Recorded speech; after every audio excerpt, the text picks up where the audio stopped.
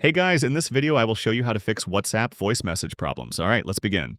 If you cannot hear WhatsApp voice messages, first force close the app.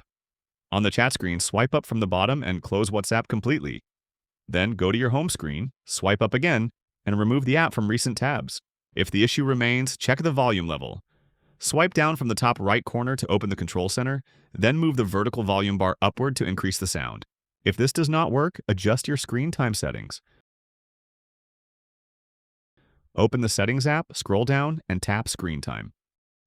Under Restrictions, select Content and Privacy Restrictions. Then, under Allow Changes, choose Speaker Volume Limit and set it to Allow. If the problem continues, perform a force restart. Quickly press and release the Volume Up button, then the Volume Down button. Next, hold the side button until the Apple logo appears. So that's basically how you can fix WhatsApp voice message problems. And that's it for this video. If you find this video helpful, please consider subscribing and leaving a like. Thanks.